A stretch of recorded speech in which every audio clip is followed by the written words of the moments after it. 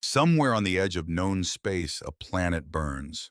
Not the whole planet, just one valley, just one transport ship twisted into the soil like a question no one survives to answer. Smoke rises through 3 moons. The forest goes quiet the way forests go quiet when something has just gone very wrong. A man crawls out of the wreckage, alone. He should run. He doesn't. 50 meters away, half buried in ferns, a woman. Gold hair against dark soil, breathing, barely. He doesn't know who she is. He doesn't know that finding her will cost him everything. His rank, his world, the only life he'd planned to live. He opens his kit. Above them, in a palace that doesn't know it's already burning, a king is about to lose control of his throne. And somewhere further, much further, 43 warships begin to move. The man presses 2 fingers to her wrist, finds a pulse, stays. Part 1. When he stayed. There is a version of this story where Cale Doran walks away, where he sees the body in the ferns, where he calculates the risk, where he looks at the tree line, at the smoke curling up from the wreckage of his unit's transport, at the 3 moons of Vela hanging low and indifferent in the afternoon sky, where he does the math that every soldier learns to do. Alive, alone, enemy territory, zero backup, walk away. That version exists, somewhere, in some other life where Kael never had a brother named Tomas, where he never stood frozen in a doorway for 1 single second, 1 second while Tomas fell, where guilt never became the engine that replaced everything else inside him. But that version of Kyle Doran is not this one. This one crouches down. This one checks for a pulse. 6 hours earlier, Cale had been eating ration paste in the back of a troop carrier and arguing with himself about whether the paste was supposed to taste like this or whether something had gone wrong at the manufacturing stage. The paste was gray, textured in a way that suggested effort had been made, and then abandoned. This is fine, he told himself. People eat worse. He was 28 years old, field medic, United Earth Federation 3rd Medical Corps, deployed to Vela not because anyone planned it that way, but because the Vela posting had burned through 3 full medical rotations in 8 months, and command was running out of people willing to go. Cale had volunteered, not because he wanted to, because nobody else did. Because there is a difference between bravery and the kind of exhaustion that stops caring about the distinction. His commanding officer, Lieutenant Ferris, had looked at the volunteer form for a long time, then at Cale, then back at the form. You know what Vela is, Ferris said. Contested zone, Cale said. Territorial dispute. Valari indigenous population. Ongoing negotiations that have been ongoing for 11 years. And you still want to go? I want to be useful somewhere. Ferris signed the form. Did not look happy about it. That was 4 months ago. In those 4 months, Cale had learned 3 things about Vela. 1, the air smelled like copper and crushed pine. Not unpleasant, just constant. The kind of smell that gets into your clothes and stays there. 2, the Valari were not what the briefings described. The briefings described a hostile indigenous species resistant to diplomatic contact. What Cale saw in the few interactions the medical corps had with Valari civilians near the border settlements were people. Tired, watchful, not hostile, just done being surprised by things that hurt them. 3, something was wrong with the intelligence on this posting. Things didn't add up in ways Cale couldn't name yet. Patrol routes that felt watched. Supply manifests that didn't match what arrived. Small things. The kind of small things that individually mean nothing and collectively mean something is very wrong. He was still thinking about that when the carrier hit the ambush. It happened fast. These things always do. One moment the carrier is moving through the low valley, the forest on both sides green gold in the late light. And then the forest is not just forest anymore, and the carrier is not moving, and Cale is on the ground. He doesn't remember getting out. He remembers the smell of burning composite. He remembers Ferris's voice cutting off mid-sentence. He remembers crawling through undergrowth with his med kit clutched to his chest like a child with a toy. Then he remembers silence. No shots, no voices, no sounds from the carrier. He waited, counted heartbeats the way they trained him to, got to 60, started over. Nothing. Okay, he thought. Okay, which was not okay, which was not even close to okay, which was the sound a brain makes when it is buying itself 5 seconds before panic. He took stock. Medkit intact. Personal sidearm intact. Communicator cracked screen but functional, no signal. Unit gone. Location somewhere in the contested valley system, approximately 12 kilometers from the nearest UEF outpost.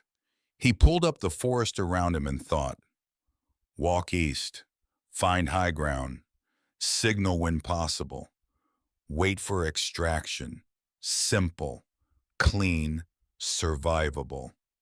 He stood up and heard breathing, not his. Slower, labored, coming from behind a cluster of broad-leafed ferns approximately 8 meters to his left. Kale stopped.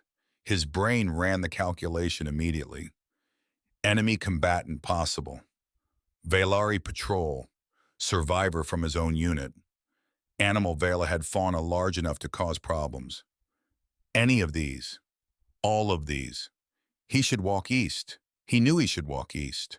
Tomas said the part of his brain that never stopped would have walked east. No, that wasn't right. Tomas wouldn't have. Tomas would have gone straight to the breathing. Tomas always went straight to the breathing. Tomas was 24 years old and bright as anything and would have made a better medic than Kale ever was. Would have. Past tense. Because Kale stood in a doorway for 1 second. He went to the breathing. She was half buried in the ferns. That was the first thing. The second thing was her hair. Gold, bright, living, spread out around her head against the dark soil like she had fallen from somewhere above, and the ground had caught her. Her skin was pale as birchwood and winter smooth, even through the layer of forest debris that had settled over her. She was beautiful in the way that specific and unusual things are beautiful, not assembled from expected parts, but arrived at whole. Kale knelt, checked airway, pulse, pupillary response. Alive, unconscious, head wound minor, left arm deep laceration bleeding significantly. 2 broken ribs minimum. She'd hit something hard. Or something had hit her. He worked without thinking. Thinking came later. Right now there were supplies in his kit and a body in front of him, and the body needed the supplies, and that was the entire universe for the next 7 minutes. He packed the arm wound, applied pressure, monitored the pulse, and then because he was a medic and medics notice things, he noticed other things. She was dressed like a civilian, local-style clothing, woven fabric, earthy tones, the kind of thing a Valari farmer might wear. Except the boots were wrong, too precise, too well made for someone who worked the land. And there was a device in the ferns beside her, small, roughly the size of a fist, smashed. The damage pattern was too deliberate, too focused. Someone had specifically destroyed this device. Targeted destruction. The internals pulled out. The memory components crushed individually. Kale looked at the device, looked at the woman, looked at the device again. Someone didn't want anyone to know what was on this. He sat with that thought, and then the woman opened her eyes. They were amber, but not a simple amber. Something deeper underneath a violet that lived in the shadows of the irises, the color of the Vela sky, just before the moons rose. She looked at him. He looked at her. The expression on her face was not fear, not pain, though she had to be in pain. It was something more complicated than both of those things. It was the face of someone who had just calculated 17 different outcomes of this moment and was still deciding which one she was in. You, she said. Her voice was low, careful. The word in standard English with the faintest trace of an accent underneath it, rounded consonants, longer vowels. You are not Velari. No, Kale said. UEF medical. You're injured. Don't sit up. She sat up. I said, I heard you. She looked at the bandaging on her arm, looked at her surroundings, looked at Kale again. Then, with the deliberate stillness of someone controlling pain through sheer will, "How long have I been here?" "Don't know. You were unconscious when I found you." "The device." Her eyes moved to the crushed components in the ferns. Something shifted in her expression. Relief, maybe. Or its close cousin, the feeling of something terrible that had already happened and cannot be made worse. "What was on it?" Kale asked. She looked at him for a long moment. "Nothing you need to know." "Right." He sat back on his heels. "Okay, you've got 2 broken ribs and you've lost blood. I can get you stable, but you need to stay still." "I cannot stay still." "I understand that, but I'm telling you anyway." Another long look. She was assessing him the way people assess things they haven't classified yet. Not hostile, more like, "I don't know what category you belong in, and I'm not sure I can afford to be wrong about this." "Your unit," she said. "The attack, gone." He said it flat, not because it didn't matter, because the part of him that would feel it properly had agreed to wait until this was over. "I am sorry." "Are you?" It wasn't quite a question. "Yes," she said. And the way she said it, no performance, no diplomatic softness, made him believe her. "I am genuinely sorry." He believed her. He didn't know why. He filed that away. "Can you walk him?" "Yes." "Slowly?" "Yes." "And you'll tell me where we're walking to because I have no idea where I am." For the first time, just barely the corner of her mouth moved. Not quite a smile, the shadow of one, like the memory of a smile, like someone who used to smile more easily and had gotten out of the habit. "East," she said. "There is a settlement. We can reach it before dark." And then the forest around them filled with voices and lights and the sound of Valari military equipment powering up. It turned out they were not walking anywhere. Kale had his hands up before the first soldier reached them. 12 at least. Valari military, he recognized the uniform from the briefings. Heavily armed, moving with the controlled precision of people who knew exactly what they were doing. He did not reach for his sidearm. He did not run. He put his hands up and stood very still and thought, "Okay, this is what this is now." The soldier in front, female senior rank by the insignia, a scar running along her left jaw that spoke of a story Kale would never fully know, leveled her weapon at him. Eyes sharp, professional, measured. "Hands," she said, in standard, precise pronunciation. "They're up," Kale said. "I'm medical, no threat." The soldier, he would learn later that her name was Rissa, Captain Rissa, and that she had a particular kind of contempt for UEF personnel that had been carefully earned over a decade of watching UEF personnel operate in Valari territory, looked at him with an expression that communicated very efficiently that she found his self-assessment of no threat to be optimistic. Then she looked at the woman beside him. Her entire body changed, not her expression. She was too disciplined for that. But the set of her shoulders, the micro adjustment in her stance, something between alarm and relief that moved through her like a current. "Your Highness," she said. And Kale thought, oh, that's what category she belongs in. The word had a weight he hadn't expected. He looked at the woman beside him, at the civilian clothes, the destroyed device, the boots that were too precise, the golden hair even matted with forest debris. She met his eyes. In her expression was the specific look of someone who had been keeping a secret and had just watched it become unnecessary. "Your Highness," Kale said, not mocking, not accusatory, just processing. "I was going to mention it," she said. "When?" "At an appropriate moment." I feel like, Kale said very carefully, that moment may have been somewhat earlier. "Debatable," she said. And then they were surrounded and there was no more room for conversation, and Kale was being very efficiently disarmed and searched, and his hands were being secured behind his back, and the forest was moving around them as a column of soldiers formed up to march. He thought about running, briefly, the way you think about things you're not going to do. He walked. The Palace of Vela rose out of the capital city the way mountains rise out of plains. Not built, grown. That was the feeling of it. The architecture followed organic lines, curved walls, living material woven into the structure plants, and stone, and something that was neither integrated across centuries of careful hands. Light moved through it differently than through human buildings, softer, coming from multiple directions at once. Kyle had been in a lot of places. He had never seen anything like this. He kept his face neutral, the way you do when you don't want to give anyone the satisfaction. But inside something shifted.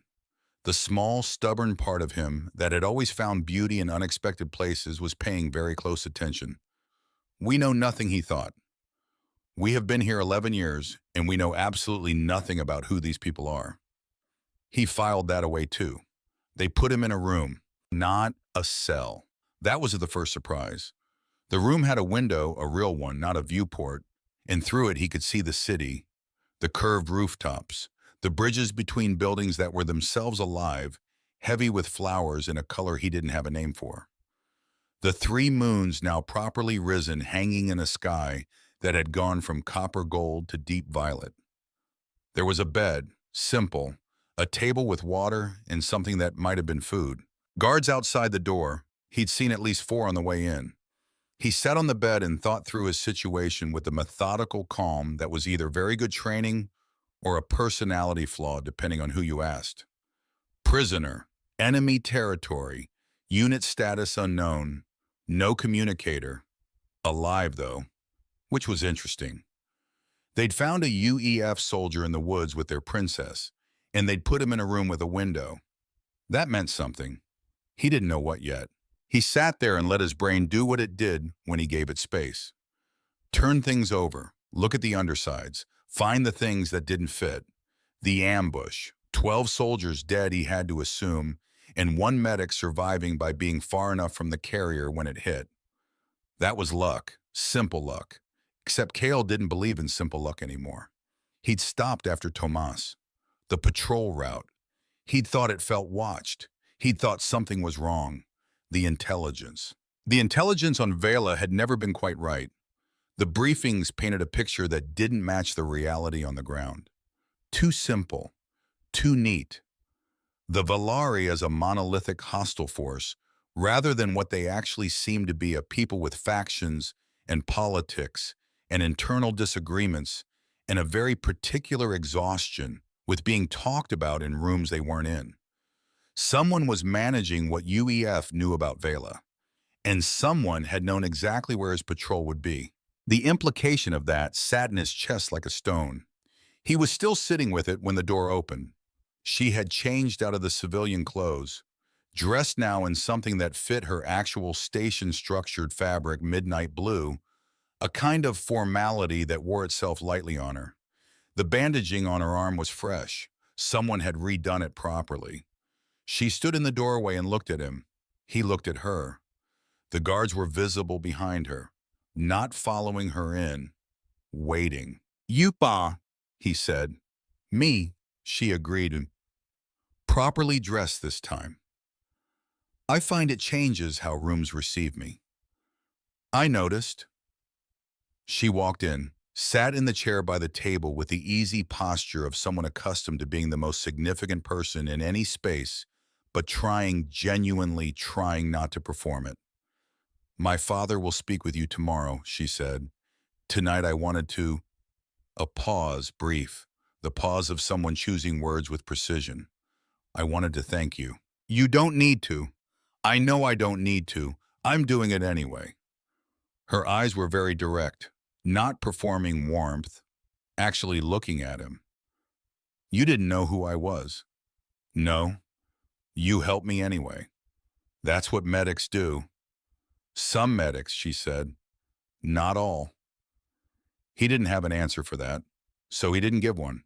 The silence stretched between them, the kind of silence that exists between people who are both thinking and both know the other person is thinking and aren't sure yet whether that's safe.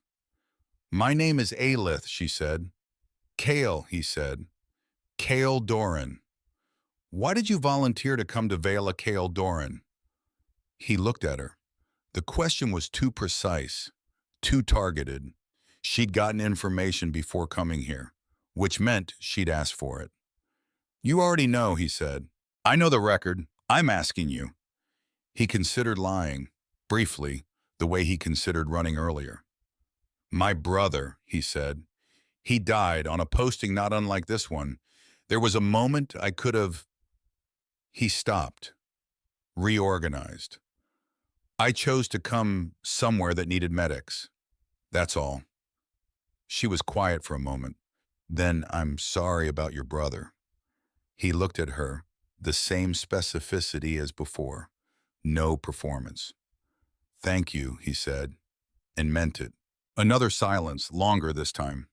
She looked at the window, at the city below it. There was something in her expression that he had seen before on people who carry things they don't put down. Not sadness exactly, more like the sustained effort of a person who has been strong for a long time and is in a room for once where they don't have to be. My mother died 2 years ago, she said, still looking at the window. She was the only person in this palace who used my actual name. Kale said nothing. Sometimes saying nothing is the right thing. She called me Ailey, which is a breath, small. It's a child's version of the name. I was too old for it, really. But she kept using it, and I never told her to stop. He understood that. The specific grief of a nickname that belongs to someone who is gone. What was she like? He asked. Aelith turned from the window, looked at him with an expression he couldn't fully read.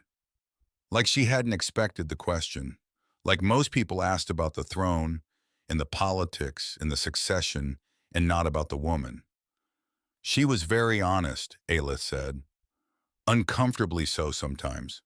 She believed that the truth, even when it cost something, was always the cheaper option in the long run. Smart woman. Yes. Something moved across her face.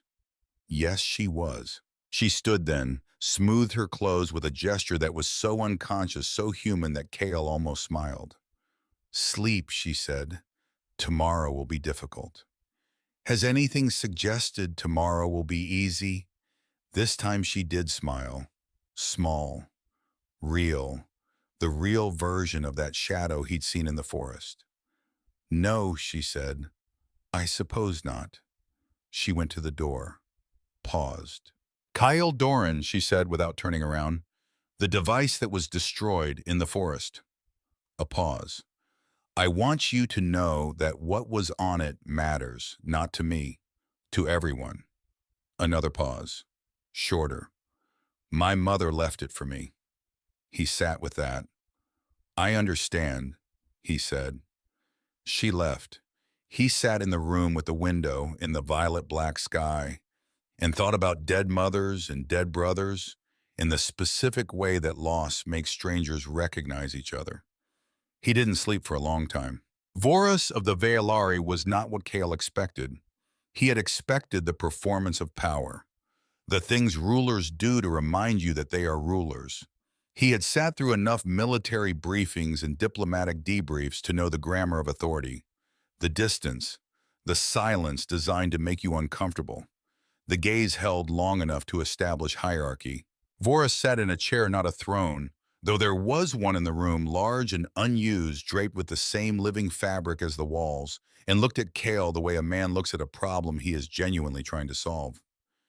You saved my daughter's life, Vorus said. His voice was low, even. He spoke standard, the way people speak languages they learned as adults correctly, without the idiom. I did my job, Kale said. Your job was to retreat and survive, not to stop for an injured civilian.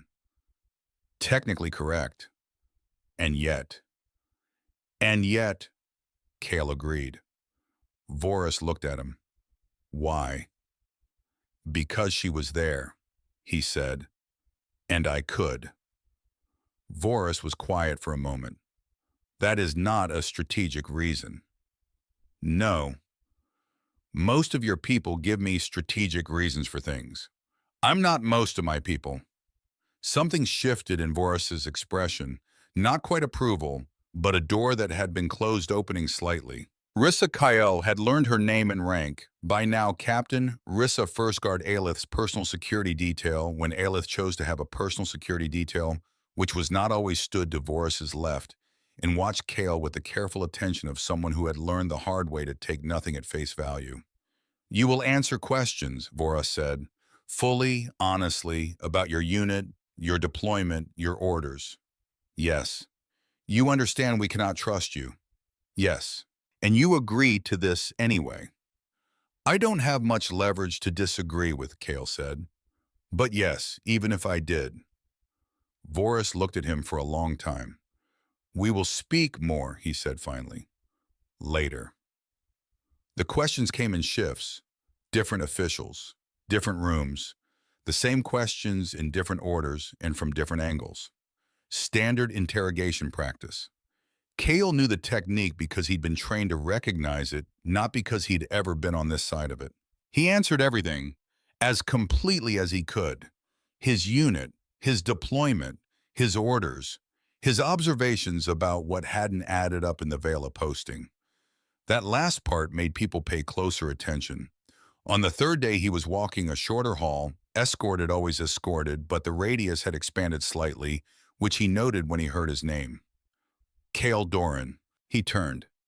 Aelith was at the end of the hall, working clothes, her arms still bandaged, a data tablet in her hand that she was clearly in the middle of reviewing. The guard looked at her. She made a small gesture. The guard took 3 steps back. Aelith walked toward Kale. How is the interrogation progressing? She said. Thoroughly. Are you uncomfortable? I'm managing. She nodded. My father is not cruel, he's careful. There's a difference. I know the difference, Kale said. She studied him. You do. A statement, not a question. My CO was careful, he said. Ferris. She asked the same question 4 different ways every time she wanted to know something. Not because she didn't trust you, because she trusted the question more than any single answer. Aelith's expression shifted slightly. And did you respect that? I thought it was annoying, Kale said. And yes, this time the smile was a little less small. Walk with me, she said. I'm supposed to be. I've arranged it, she said. The garden. The palace garden was a different kind of wonder, not manicured. It grew the way things grow when a person who loves them also trusts them. Paths wound through without forcing. Plants of every color Kale had a name for, and several he didn't climbed walls and arched over walkways and fruited in quiet corners where nobody seemed to be looking. It smelled like the Vela air, but layered underneath with something sweeter. Something that reminded Kale of his grandmother's kitchen on a Sunday, and he couldn't have told you why. They walked without speaking for a while. This was Kale was learning how Aelith preferred things. She did not fill silence. She waited to see what grew there. You said your mother left you a device, he said. Eventually. Yes. And the data on it was important. Yes. And someone destroyed it. She stopped walking. Someone who knew I would be in that part of the valley. Someone who knew what route I was taking and when. Someone inside the palace. Or someone with access to information that should only exist inside the palace. He thought about that. About his patrol route. About the ambush. About feeling watched. My unit was ambushed, he said carefully. The route we took wasn't public. It was operational intelligence. There are maybe a dozen people in UEF command who would have had access to it. She looked at him. Someone told them where we'd be, he said. Someone who shouldn't have had the information or shouldn't have been sharing it. They looked at each other across the quiet garden path with the alien flowers all around them, and the weight of an identical realization settling over both of them at the same time. We have the same problem, Aelith said. Someone in my organization, Kale said. And mine, she said. Who knew you'd be there? Who knew what my mother's device contained? The silence that followed was not the comfortable kind. What was on it, Kale said. You don't have to tell me. But if it's connected to a leak in UEF intelligence, then it might matter. She looked at him for a long time. My mother, she said slowly, discovered an arrangement between a faction within our court and an organization outside Vela. Resources are resources, strategic materials, traded secretly, without my father's knowledge, without the knowledge of anyone who would have said no. Who was the organization outside Vela? That part of the data was in the components that were destroyed most thoroughly. So someone knew exactly what to target. Yes, she gathered the evidence, encrypted it, hid it in the device, and gave it to me 2 weeks before she died. Aelith's voice did not change. Her face did not change. But something in the space around her shifted. She told me to wait, to find the right moment, to bring it to my father when I was certain it was safe. She knew she was in danger. I believe she knew she was running out of time. Kale didn't say, "I'm sorry." He'd already said that. Instead, he said, "She trusted you to handle this. She trusted me to do what needed to be done." Aelith looked away. I'm not sure she considered that I might get shot before I could do it. People rarely factor that in. No, she said, they don't. On the fifth day, the garden became a routine. Kyle was not technically free. He was not technically a prisoner. He existed in a middle space that had no good name, something between guest and detainee, and increasingly something that didn't fit either category. He was useful. That was the strange part. Rissa, who communicated her opinion of him primarily through the quality of her silence, and whose silence had several distinct registers ranging from contempt to provisional tolerance, had stopped actively maneuvering him away from Aelith. This might have been an order, or it might have been something else. In the garden they talked about Vela, the real Vela, the one that didn't appear in briefings, the politics between the old families and the new council, the factions that had been arguing about the human presence for a decade. Do you think coexistence is possible? Aelith asked him once, direct as always. I think we've made it very difficult, Kale said. UEF has been operating here like Vela is a logistical problem to be managed, not a home. It is a home. I know that now, he paused. I didn't before I got here. She looked at him. Why didn't you? Because no one told me, and I didn't think to ask. She was quiet for a moment. Most people don't think to ask. I know. That's the problem. She taught him words, small ones at first. The Vealari words for the color of the sky at different times of day, each one distinct because the Valari had noticed that the sky is never the same color twice, and had decided that mattered enough to name. The word for the specific quality of morning light. The word for the sound the wind makes in the tall grass on the eastern plains. He repeated them badly. She corrected him without condescension. And on the seventh day, Rissa told him neutrally, as if reporting a weather condition, that he'd begun to demonstrate unusual competence with Valari phonetics. He counted this as the first good thing Rissa had said to him. On the eighth day it ended. Kale woke to the sound of something that wasn't quite an explosion. Closer to the feeling of a pressure change, a vibration moving through the stone floors and up through the bed. He was at the window before he was fully awake. Below the city, still lit, still moving, but differently. People running, lights going dark in sequences that looked like systems being cut. And on the far side of the palace grounds, a bloom of orange that was absolutely not supposed to be there. His door opened.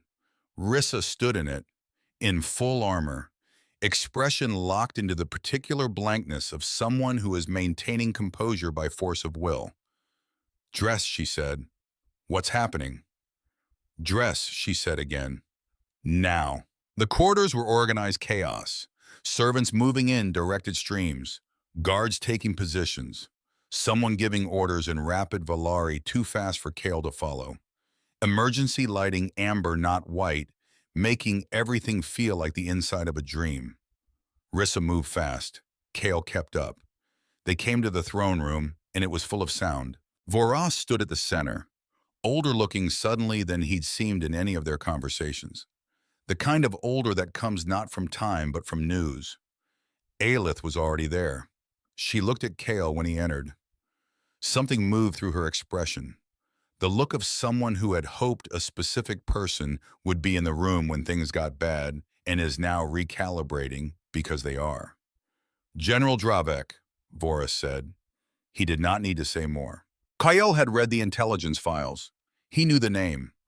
Dravek, war hero, 20 years of service to the Valari crown, brilliant strategist, commander of the Northern Forces. And in the past 3 months, according to intelligence that Kale had thought was shaky at the time and now thought was far too accurate, moving resources, moving loyalties, moving towards something. He's not in the north anymore, one of Voris's commanders said. He's here. His forces took the eastern communication towers 40 minutes ago. Kale ran the math without meaning to. Communication towers gone meant no contact with the outer settlements. No coordination, no reinforcements without time they didn't have. He wants the device, Aelith said. Not loudly, but clearly. Every head turned to her. Dravek knows what my mother found, she said. He's been trying to retrieve it since before she died. He thought she'd buried it in the palace records. He's been systematically dismantling them for months. She looked at her father. When the device wasn't found here, he tracked me to the valley. The ambush, Kale said. She looked at him. Yes, not a UEF target. Me. A pause. And anyone with me. The room was very quiet. He has people inside the palace, one of the advisors said. An older man, Kale, had seen him before, a senior counselor named Fennec, who had been unexpectedly kind to Kale during the first week. He had walked Kale through the palace histories, showing him tapestries, explaining the old alliances, speaking with the gentle patience of a teacher. Now he stood with his hands clasped and his face very still. He must, to have gotten this far this fast. Kale marked that. Fennec had said it first, before anyone else in the room had named it. He must, to have gotten this far this fast. He filed it away. Yes, Aelith said without looking at Fennec. He must. Voris turned to Kale. You have combat training, Voris said. Beyond medicine. Standard UEF infantry, plus 8 months additional in field operations. A pause. And 4 months here. Voris studied him. Why do you say that as if it's relevant? Because I've been paying attention, Kale said, to your palace, your layout, your security positioning, not to plan anything, because I'm a medic and understanding space is how we save people. What did you observe? Kale told him, specific, precise. The guard rotation on the west corridor, the structural thickness of the walls near the garden, the corridor that connected the kitchens to the secondary entrance and could be sealed from both ends, the angle of sight from the upper balconies down into the main approach. He talked for 4 minutes. The room listened. When he finished, Voris looked at his commanders. The commanders looked at each other. Rissa, standing at the door, was looking at Kale, not with contempt, not with provisional tolerance, with something she was clearly annoyed to be feeling. My father has a question, Aelith said. She was watching Kale, too.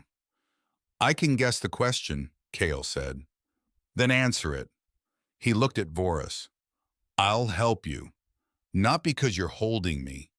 Not because I have to. A pause, shorter than it felt. Because it's right. Voris said, you may go, and in the morning I will give you an official role. Tonight you have something more important than a role. Kale said, what's that? Tonight you are simply the person who stays, Voris said. That is at this moment enough. Outside in a smaller room off the corridor while Rissa organized the guard positions, Kale had suggested Aelith found him. She was carrying her formal jacket. She'd taken it off. Underneath simple clothes again. Her hair loose. She looked briefly, just briefly, like the woman in the forest. Before everything. You didn't have to offer that, she said. I know. You could have argued neutrality. You're a medical officer. There are... I know, he said again. She stopped, looked at him. Why, she said. For the 3rd time in 8 days, the same question. And this time he didn't have the simple answer. The medic answer. The because she was their answer. He thought about Tomas, about doorways, about the 1 second, about what he had been trying to do since then with every second that came after. Because I can, he said, and because this time I'm not going to wait and see if someone else does it first. Aelith looked at him for a long, specific moment. Then she said, try not to get killed. I'll do my best, Kale said. It was almost exactly the wrong thing to say, and she almost exactly smiled. Somewhere below them, General Dravek's forces were moving through the streets of the capital with lights off and weapons up, looking for something that was still alive, still fighting, still in the hands of the people it was meant for. And Kale Duran stood in a palace on a planet that was not his in the amber-lit corridor, with guards moving to positions he'd chosen beside a woman whose name he'd learned 8 days ago. He did not feel like a prisoner. He felt like a choice that had been made, his own, freely, for once. Stay. He stayed. Part 2. The Price of Trust. They put down the coup in 9 hours. Not cleanly, not without cost, but they put it down. Dravek's forces had taken 3 communication towers, the Eastern Gate, in the lower archives, before Kale's defensive positioning held them at the palace courtyard. 4 hours of controlled chaos. Energy weapons lighting up the dark. The smell of burning composite. Again, Kale was beginning to associate that smell with the worst moments of his life, which was becoming a long list. He moved through it all the way he'd been trained to. Assess, adapt, keep people alive. Except at hour 7, there was a moment in the North Corridor where Kale's radio crackled, and Rissa's voice came through with a grid position and a problem. 3 of Dravek's soldiers had breached the secondary kitchen entrance, the one Kale had specifically flagged, and Rissa's unit was pinned 2 corridors over. He went, because he'd flagged it, because it was his information that had made it a target, because he was not going to stand in any more doorways. What he found in the North Corridor was messier than a battlefield and cleaner than a massacre. Rissa had managed to extract her team and was holding the kitchen threshold single-handed with the focused fury of someone who had made a decision and was committed to it completely. When Kale arrived, she did not say thank you. She said, left flank, now. He went left. Afterward, when the corridor was quiet and Dravek's 3 soldiers were restrained and everything that had been on fire had stopped being on fire, Rissa looked at Kale for a long moment. You came, she said. You needed backup. I have a full unit. They were pinned. Another long look. Harder to read than usual. The scar along her jaw pale in the emergency lighting. Don't read anything into it, she said finally. Into what? Into the fact that you did what you said you would. He waited. Most people don't, she said, and walked away before he could answer.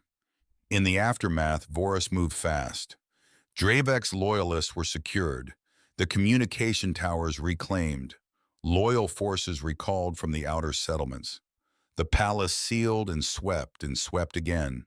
And in the throne room with the morning light coming gray and thin through the high windows, Voris stood before his remaining court and spoke. The appointment was formal, precise, every word chosen. Special advisor to the crown, full authority in matters of internal security and cross-species intelligence, reporting directly to the king. Kale stood very still while it happened. He hadn't expected this. He'd expected a thank you. Maybe expanded movement within the palace. Not the weight of an actual role with actual power in an actual government that was not his own. He looked at Aelith. She was watching him with an expression that was 3 things at once. Satisfaction. Something more cautious.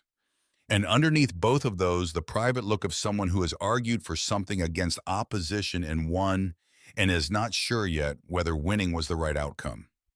The court murmured.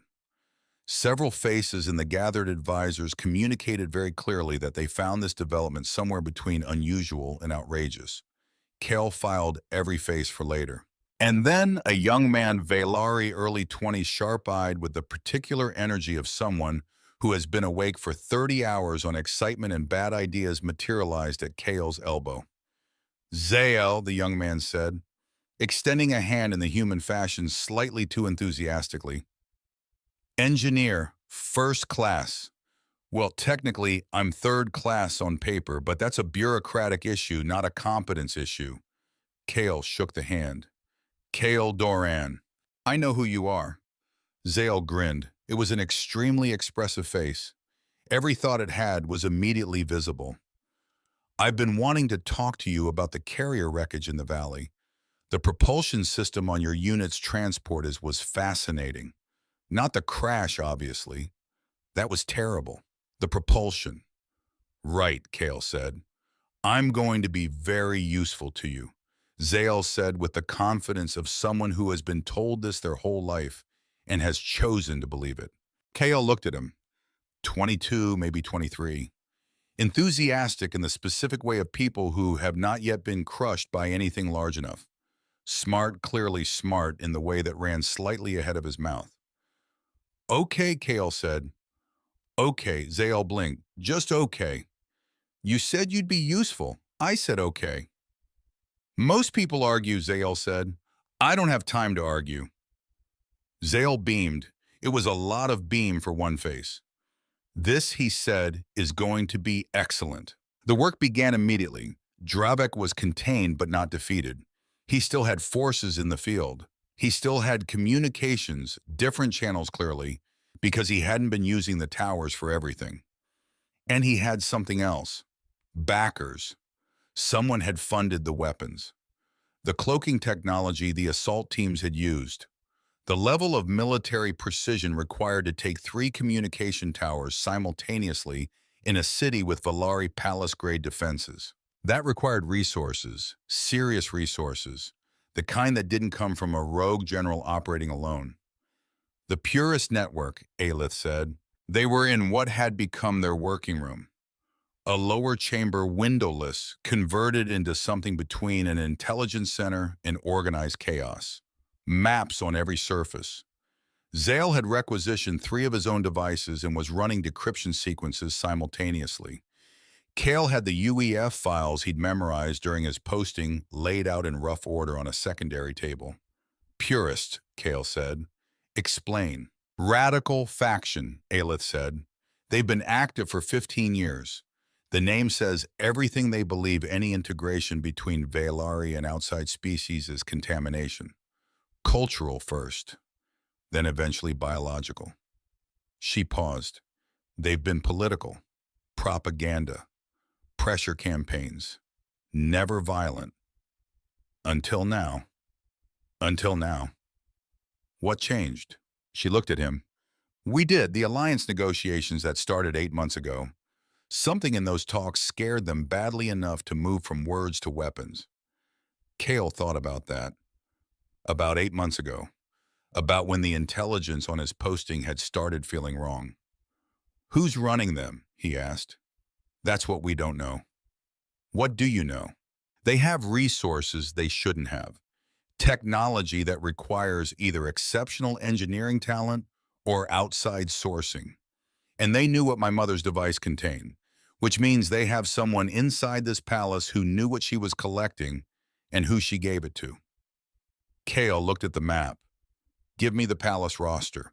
Everyone with access to the Queen's private channels in the last 3 years. That's a long list. I know. It will include people my father trusts completely. I know that too. He met her eyes. You still want to find them? Yes, she said. I need to know who in this house my mother trusted and was wrong about. A pause, one breath. She deserves to be right, even now. The investigation took 3 weeks.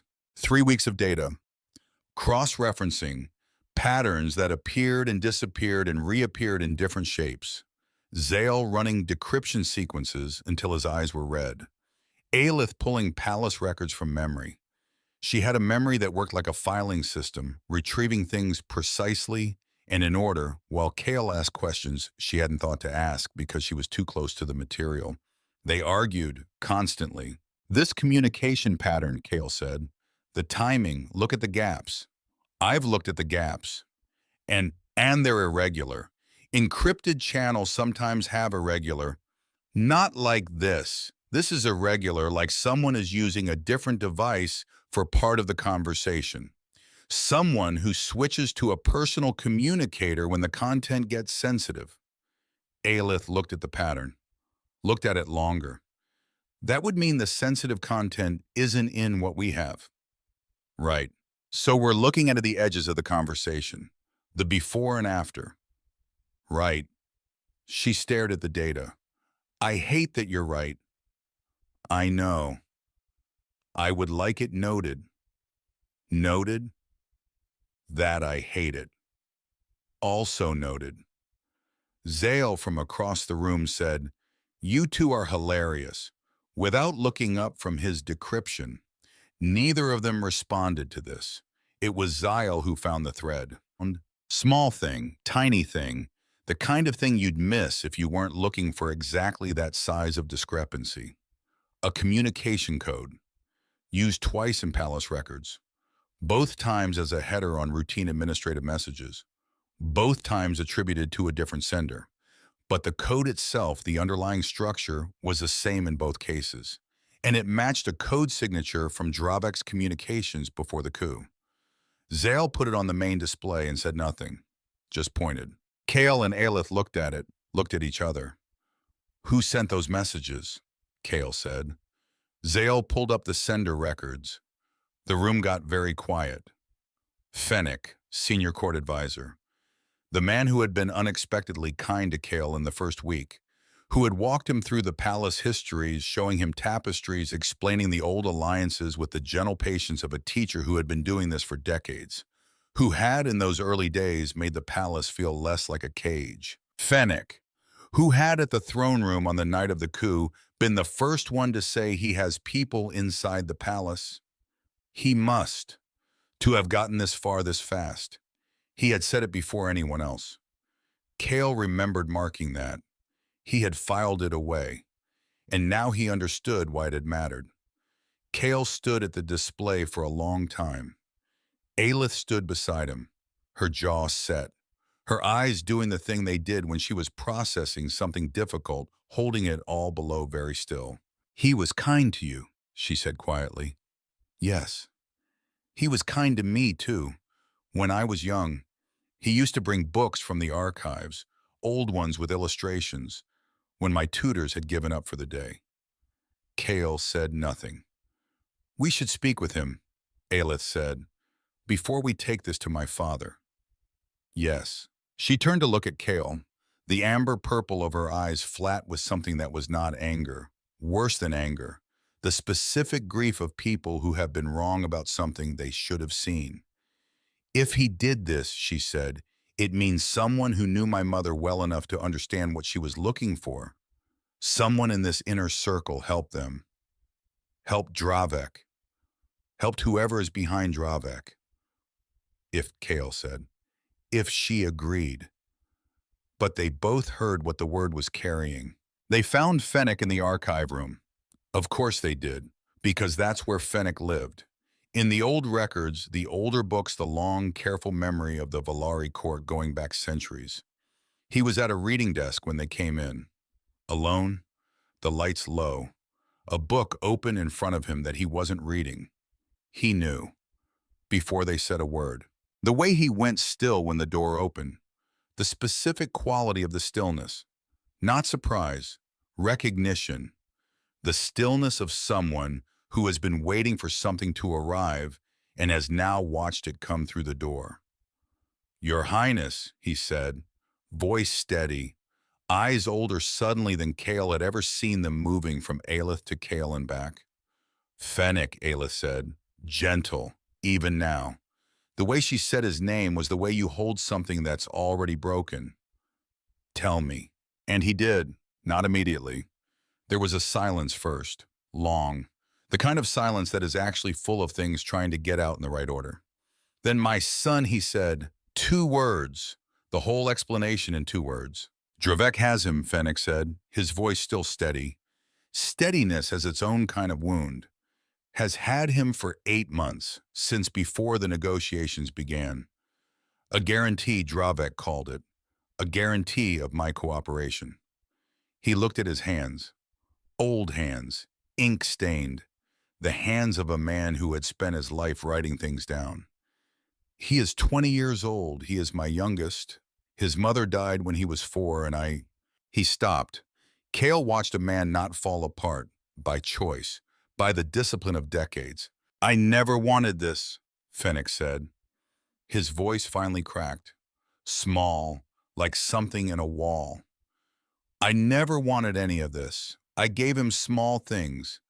Access codes, meeting schedules, things I told myself were harmless. He looked at Aelith, and his eyes were full of something that had nowhere to go. I told myself it would stop, that they would take what they needed and release him, that I was buying time. A pause. I know what I did to your mother. I know what information I gave them that... Stop, Aelith said. He stopped. She stood in the middle of the archive room with old books all around her, and her hands clasped in front of her, and she looked at this old man who had brought her books with illustrations when she was small, and she said, "Where is your son?" Fennec looked up. I don't... Where do you think he is? Give me your best information. His mouth worked. Something rearranged in his face. The Northern Compound, Dravek's primary field base before the coup. I have no confirmation, but give everything to Zale, Aelith said. Everything you know, every access code you gave them, every communication, all of it. Her voice was not cold, not warm, exact. The voice of someone measuring out what the situation requires precisely. In exchange, we will find your son, Your Highness. This is not absolution, Fennec. Still that exactness, still that unbearable gentleness in the things she was not saying. I cannot give you that. What my mother... Another stop. She breathed. What I can give you is the chance to help us fix some of it. He nodded. He couldn't speak.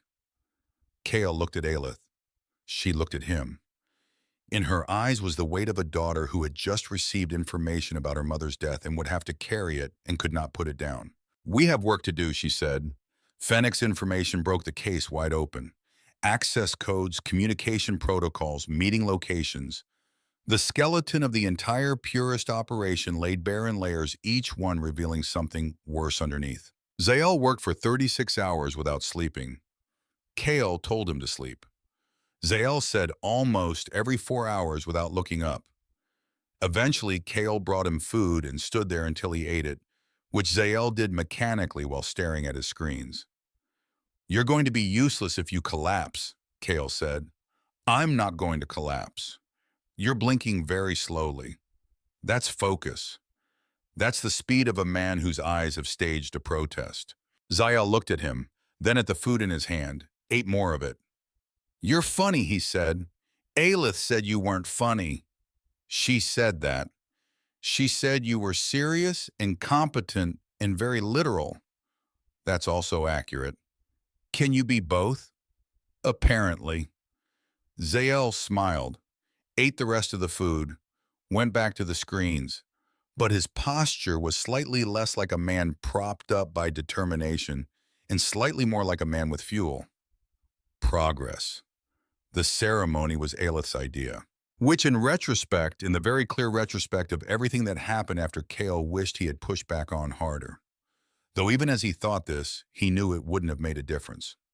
Because Aelith was right, the ceremony was necessary, and being right about something dangerous doesn't make you wrong. The logic was simple. Publicly announcing the Human-Valari Alliance framework would do two things. First, it would signal to Dravek's remaining forces that the coup had failed in the way that mattered most. Not just militarily, politically. Second, it would force the purists to move. We can have all the intelligence in the world, Aelith said, but if we want to catch not just the foot soldiers, but the people running this, we need to give them a target. You want to use the ceremony as bait, Kale said. I want to use the ceremony as what it is. and be ready for the response. The difference being, we control the response. Do we? Better than we control nothing, she said. He sat with that, turned it over, found the edges of it. 3 weeks, he said. I need 3 weeks to set this properly. She gave him 3 weeks. In those 3 weeks, he barely slept. Security planning for a public ceremony in a compromised palace with an unknown number of internal informants and an active insurgency in the field was, to use a technical term, a nightmare. But also, there were evenings in the garden, shorter than before, stolen almost. A half hour here, 20 minutes there. Aelith would come with a tablet in her hand, still reading something, and they would walk, and she would say something about the case, and he would answer, and then the case would fall away somehow.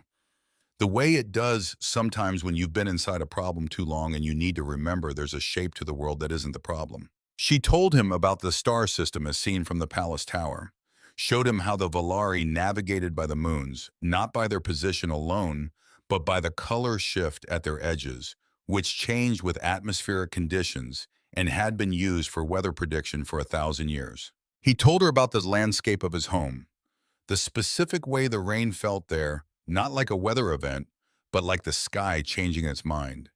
How his grandmother had grown things in a kitchen garden that had nothing to do with practicality and everything to do with the fact that growing things was its own justification.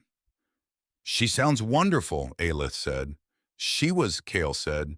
She told me once the only thing worth being afraid of is the person you become when you stop trying.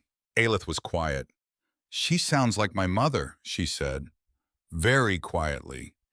He almost said something, almost reached for something, some gesture of comfort. But he had learned in 3 weeks of working alongside Aelith that she didn't want comfort in those moments. She wanted someone to sit with her in them. So he sat with her. The garden, the 3 moons rising, the flowers and colors he still didn't have names for, and silence which they had learned to use well. The day of the ceremony came cold, clear, the sky the color of old copper, the moons pale and washed out in the daylight. Kale had been awake since 3 in the morning running final checks. Security perimeter 3 layers, inner outer aerial, guard positions at every blind angle. Zael had finally finished decrypting enough of the purist communication protocol to give them a partial frequency map. If the purist moved, they'd have warning. Partial warning. He'd looked at that word for a long time, and then kept moving because there was no such thing as complete certainty, and the ceremony was happening, and the only option was to be as ready as possible for what came next. Rissa found him at 7 in the morning, staring at the entry point diagrams one more time. You've looked at those 17 times, she said. 18, how do you know that? I counted. She stood beside him, looked at the diagrams herself. The south corridor, second blind angle from the entrance. I know. Is there anything we can do about it? I put 2 extra guards there. Good. She paused. You're not sleeping. I'm fine. You've said that before. And been right. She looked at him. The scar along her jaw he'd learned by now it was from a border engagement 7 years ago, the one that had made her the youngest captain in the Velari First Guard. The scar that was just part of her face now, the way all the hard things eventually become part of the face. You care what happens here, she said, more like an observation that surprised her than a question. Yes? Why? More blunt than Aelith asked it. More direct. Because the people are worth caring about. He met her eyes. Including you for what it's worth. She looked at him with the expression she usually reserved for information she was filing away to reassess later. Don't do that, she said. Don't do what? Be decent at me, it's disorienting. I'll try to be worse. Please. But the scar moved, just slightly, just enough. She was almost smiling. The ceremony began at noon. Voros spoke from the main balcony, the plaza below filled with Velari citizens, and for the first time organized and official and deliberate a contingent of UEF personnel. Medical officers, diplomatic staff, not soldiers. That was intentional. That was important. Admiral Harrow had arrived the day before. She was exactly what Cale expected from a woman who had made admiral by 50. She wasted nothing. Not words, not time, not opportunity. She'd looked at the security plan and said, acceptable, and meant it as high praise. She stood now in the balcony room, watching the plaza through the reinforced viewport, her face doing the things experienced faces do in tense situations, showing nothing and missing nothing. Aelith was beside her father on the balcony. Formal dress, the midnight blue with silver threading at the collar. Her hair arranged in the old style Cale had seen it only once before in a portrait of the Queen. He didn't think that was accidental. He was watching the crowd, watching the perimeter report scroll on his earpiece, watching the second blind angle in the south corridor on the camera feed. Everything was calm. He hated that. Calm before things was never just calm. Come on, he thought. Where are you? 30 minutes in Zell's voice crackled in his ear. Cale, frequency spike on the purest channels. Multiple. 3 different. And then the first explosion hit the eastern perimeter. Not large. Designed to redirect, not destroy. The perimeter guards moved correctly as trained toward the blast, and that movement created the gap. The cloaking units came through the gap. 4 of them, maybe 5, moving fast and quiet and invisible until Zyle's scrambler hit the frequency, and they shimmered into visibility like heat mirages suddenly solidifying. Cale was already moving. Inner ring close formation, he said into the comm. Don't let anyone near the balcony. Rissa, already moving, she said. The next few minutes were controlled chaos. People he'd positioned 3 weeks ago responding to exactly the scenarios they drilled. The inner ring pulling tight around the balcony. Outer units engaging the cloaked operatives. Zale's scrambler eating through the cloaking tech frequency by frequency. Cale moved through the building toward the south corridor. The second blind angle. The place he'd looked at 17, 18 times and known was the weak point. He came around the corner. 3 operatives. Already through. Moving fast in the direction of the main stairs. He stepped in front of them. Later, he wouldn't be able to tell you exactly what happened in the next 90 seconds. Combat at close range is not clean. It is loud and fast and specific in a way that the brain doesn't store as narrative. It stores as sensation, impact, movement, the physics of keeping your feet. He got 2 of them down. The third was better. He didn't see the fourth. Coming from behind, he heard it. Just the specific sound of energy charging, and then a body hit him, hard from the left, throwing him sideways and down. He hit the floor. The blast went past where his chest had been. He looked up. Rissa was still standing. For a moment. Just a moment.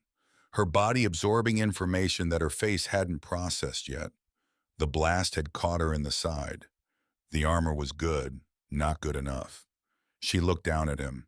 And in her expression, for the first time fully without qualification, there was nothing complicated. Just yes. This. Good. She nodded. Once. And then she went down. Cale caught her. Because he was there. Because his hands moved before his brain did. He was a medic. He was kneeling beside her with his kit open before he had finished feeling the thing that was happening in his chest. Rissa.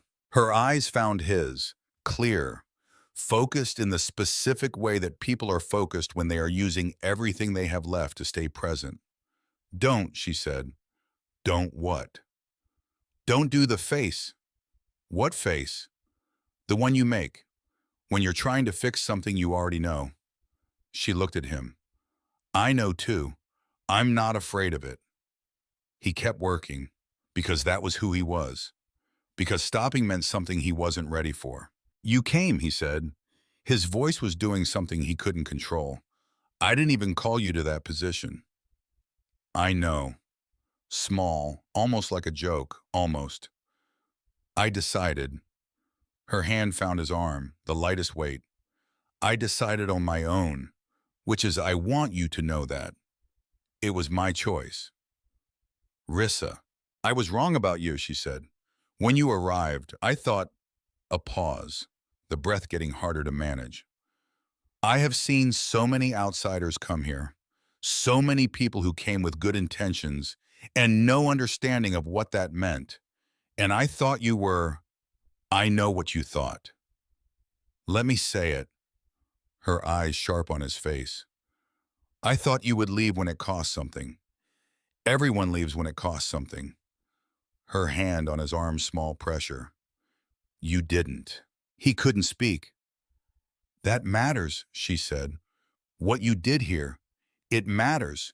Even if, she stopped, even if I'm not here to see what it becomes. He looked at her face. This face he had read wrong for weeks and then learned slowly and then understood. The scar, the eyes, the expression that had moved from contempt to provisional tolerance to something that now finally here he could name. Respect, real hard-won, fully given. Don't leave, he said, which was not the medic speaking, which was just him. She looked at him. I'll do my best, she said. Her own words, back to him, from something he'd said to Aelith. She'd been there. She'd heard it. She almost smiled. And then she was gone. He stayed beside her for a long time. The corridor was quiet. The building had been secured. He could hear through his earpiece that the plaza was safe, the ceremony interrupted, but the people evacuated, no civilian casualties. Harrow's voice giving orders. Aelith's voice asking where he was. He didn't answer for a while. He just knelt on the floor of a corridor on an alien planet and held the weight of a choice someone else had made. For him. Because of him. Because something had changed. This is what staying costs, he thought. This is the price of it. Not your own life. Other people's lives. The people who believe in you enough to spend theirs. Then quieter. Below that. And Rissa believed in me. He put his hand over hers. Closed his eyes. 1 second. Stood up. Because there was still work to do. And stopping was not the thing Rissa had bought him time for. Aelith found him afterward, in the small room off the corridor, sitting on the floor with his back against the wall and his kit closed beside him and his hands resting open on his knees. She came in, sat down beside him, on the floor. The formal dress, the midnight blue with silver threading, all of it sitting on the stone floor without hesitation or apology. She didn't speak. He didn't speak. They sat there for a long time. Then she said very quietly, I'm sorry. I know. She was one of the best people I knew. She was rough and she was certain, and she never pretended things were other than they were. A pause. She was not easy to know, but she was very worth knowing. He nodded. Aelith's hand moved to his. Didn't hold it. Just rested there. The lightest possible point of contact. Like saying, I'm here. Not fixing it. Here. He turned his hand over, his fingers against hers. Neither of them said anything about it. The investigation broke open the next morning. Zale had been running overnight, and at 6 in the morning, he put something on the main display and said, come look at this. They came. Kale, Aelith, Harrow, who had not slept either and showed it only in the very slight sharpening of her face, the way exhaustion becomes efficiency at a certain point. The display showed a communication log and a manifest, and a cross-reference supply record that connected both of them to a source. UEF, the biological agent signature in the analysis. Zale had gotten a sample from the medical team that had treated the injured guards after the ceremony attack, matched a compound developed in a UEF laboratory. Not available commercially. Not available to the purists through any channel that didn't go through someone with high-level UEF clearance. And the communication log had a name at the end of it. Director Vane. UEF Intelligence. Internal Security Division. 22 years of service. The kind of career that opens doors not because of ability alone, but because of the very specific ability to make yourself indispensable to the people who open doors. Kale stared at the name. Vane had rerouted the patrol coordinates. The realization moved through him cold and specific. Vane had access to the positioning intelligence. Vane had known exactly where Kale's unit would be. Not a leak, a decision, deliberate. Someone inside UEF had decided that Kale's unit being in a specific place on a specific day was useful, either as a distraction or as an expendable asset, or simply as a problem that had happened to solve itself.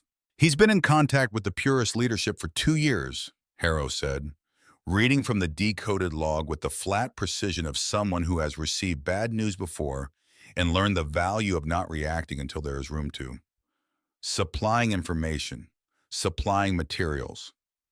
A pause. Supplying the cloaking technology used today. Why, Aelith said. Harrow looked at her. Because the alliance negotiation was going better than certain parties wanted. Because there are people within UEF, within any organization this large, who benefit from a specific arrangement of hostilities, who have contracts, interests, who have built their whole career on a version of this relationship that requires the relationship to stay exactly as it is. Peace is bad for business, Kale said. Some kinds of peace, Harrow said. Yes. Silence. He's the one behind Dravek, Aelith said, the statement arriving fully formed. Dravek believed in the ideology, the purity argument. But he didn't have the resources. Vane provided them. In exchange for keeping the situation unstable enough that the negotiation couldn't proceed. And my mother's device? Aelith said, her voice going somewhere very careful. Vane knew what was on it, because Vane was part of the original arrangement, the resource trading my mother discovered. Harrow looked at her. That's the most likely reading. So he arranged to have it destroyed, Aelith said, and arranged to have me to have the person carrying it not be in a position to... She stopped. Kale looked at her. He tried to have you killed, he said, blunt, because she needed to hear it said plainly. In the valley, the ambush that caught my unit, it was meant to catch you. Yes, she said. Your mother collected evidence against people who were connected to him, and he found out. Yes. And he's been operating inside UEF for 2 years at minimum with access to our intelligence at senior level. Yes. She looked at Harrow. Can you contain him? With this evidence, Harrow said, yes. I need to verify independently. I won't move on a director without verification that doesn't come from a Valari intelligence operation. Not because I doubt this. She gestured at the display. Because when we move on him, everything has to be airtight. He will have lawyers. He will have allies. We have to be right and be seen to be right. How long, Kale said. A week, maybe 10 days. Harrow paused. I'll work through the trials period. By the time you complete the first 3, I should have independent confirmation. And Vane won't know. He has no reason to suspect we have this yet. He gave the purists what they needed for today. He'll be watching to see how we respond. Her eyes moved to Kale, which is why we proceed normally. You begin the trials. I verify. We move when both are ready. And in the meantime, Harrow said, he doesn't know we have this, which is our advantage. She looked at both of them. Keep it that way. That evening, Kale stood in the archive room, alone. The books around him that Fennec had spent a career tending. The low light, the smell of old paper and binding, and the Vela air underneath it all. He thought about Rissa. He would think about Rissa for a long time. He had learned that grief doesn't announce its schedule. He thought about Tomas, about doorways, about the difference between the seconds you hesitate and the seconds you spend moving. He thought about Vane, about wearing the same uniform as someone who had arranged for Kale's unit to be destroyed, about the specific vertigo of discovering that the thing you thought you were serving is more complicated than you knew. He thought about what Rissa had said. Everyone leaves when it costs something. She had been wrong about him. He wanted to be worthy of being wrong about. There was a sound at the door. Aelith, the garden version. Simple clothes, hair down, the data tablet not in her hand for once. You should sleep, she said. So should you. I know. She came and stood beside him, looking at the books. Fennec's son has been located. Zale found the compound in the northern records. Our forces are moving tomorrow. Good. It won't undo what he did. No, but it'll mean something to a 20-year-old kid who's been a hostage for 8 months. She nodded. My mother was right about something, Aelith said. She used to say the truth is always the cheaper option in the long run. But in the short run, she stopped. In the short run, it's the most expensive thing there is, Cale said. Yes. She looked at him. We still haven't told my father everything. About Vane. About the full scope of what Vane's people were doing within UEF. About what that means for the alliance negotiation. Harrow's verification first. Yes. She was quiet. Then Cale, when we have everything, when we have the full truth, what do we do with it? He looked at her. What do you mean? I mean, she turned to face him, direct, the way she always was. There is a version of this where we present the truth and the alliance holds. And there is a version where we present the truth and the alliance fractures. Because trust once broken doesn't unbreak, he said. Yes. And you're wondering whether to present it.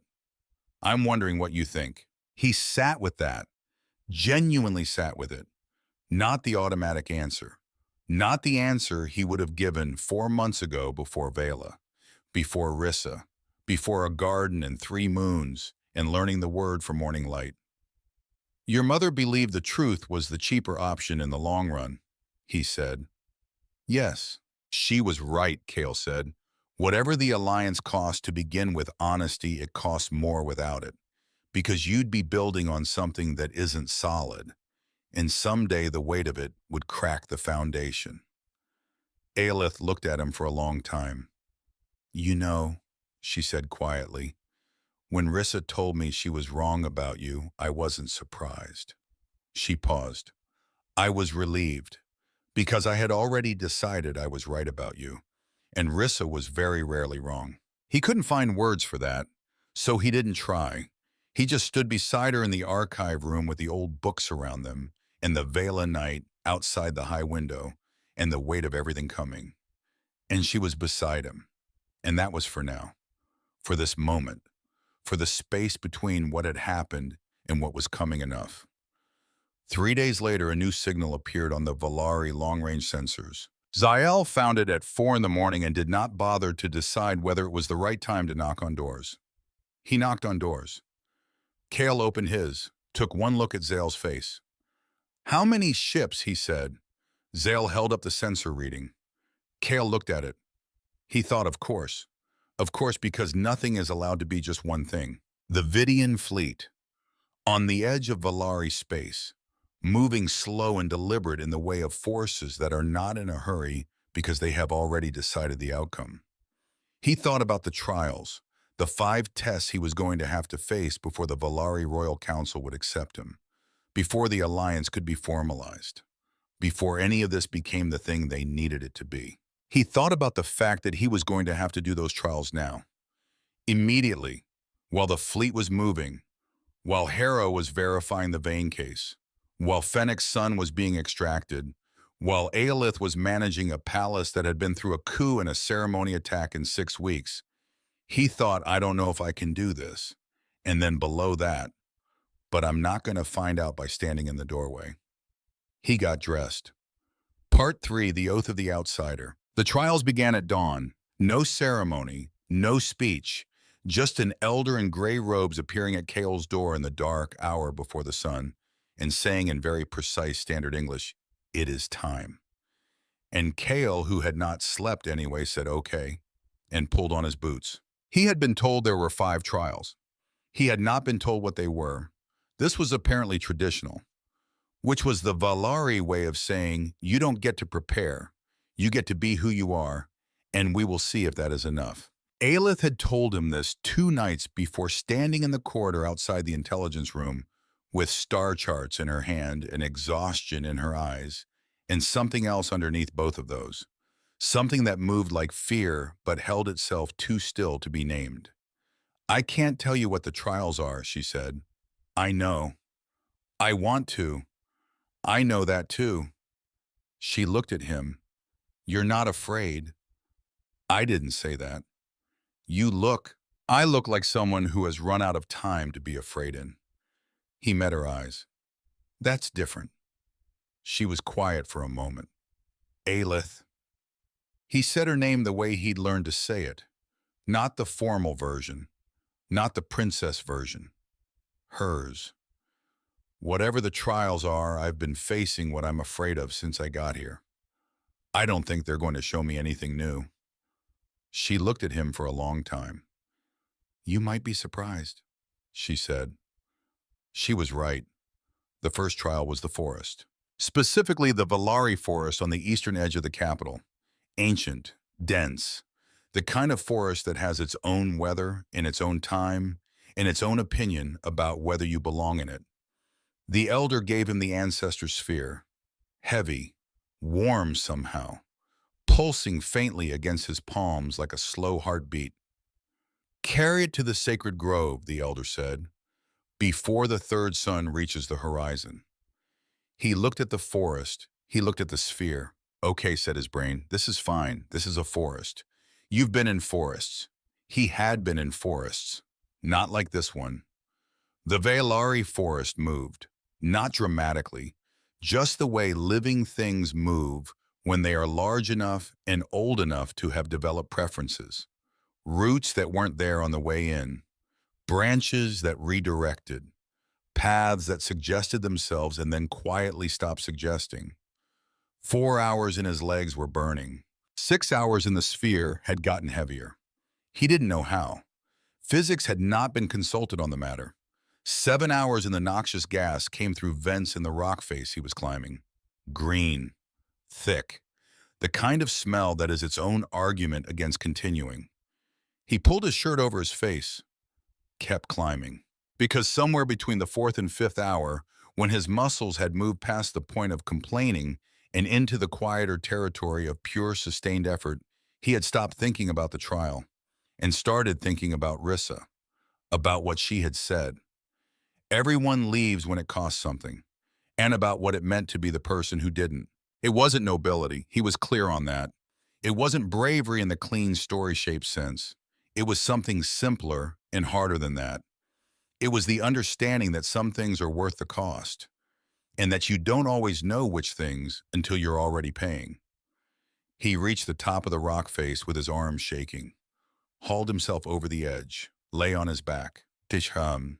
Above him, the sacred grove, ancient stone monoliths rising from the clearing, humming with something that was not quite sound.